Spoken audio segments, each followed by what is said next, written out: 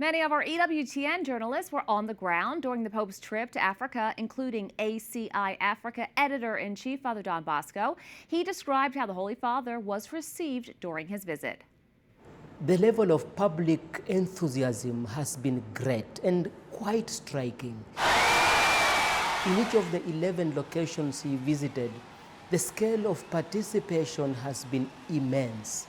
The singing, the dancing, the use of traditional instruments and other expressive gestures, which are characteristic of many African liturgical and cultural gatherings, created an atmosphere that reflected extensive preparations.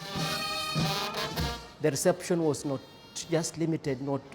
only limited to large-scale numbers of ordinary faithful.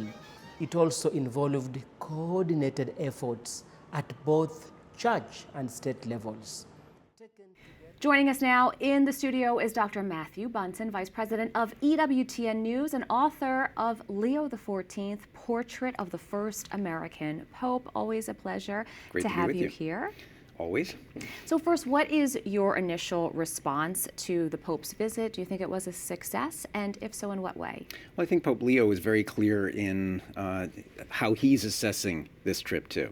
And that is that he traveled as pastor. Yes, there's a lot of diplomatic dimensions to this, but he, as he said in the presser coming back from Africa to Rome, he saw this as his role as a pastor of fulfilling his task of evangelization, proclaiming Christ Jesus, proclaiming the dignity of the human person.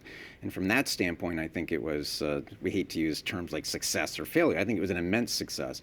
But it also gave us a very clear picture of what he's like sort of on the road for a long trip. The level of energy that he brought to it was really quite extraordinary. And we're seeing and appreciating even more fully his capacity to proclaim and preach in multiple languages. He spoke 4 different languages on a regular basis throughout. And for so many people, hearing English was, of course, wonderful and very understandable.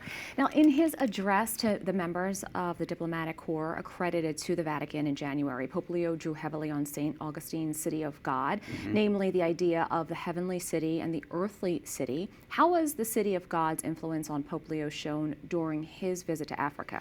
Yeah, well, you could see it in some ways in each of the 4 countries, creating that contrast between the need for good governance, which is something he talked about in Equatorial Guinea, the need for the authentic justice, which he talked about in a place like Cameroon, the need for dialogue, which he talked about in Algeria.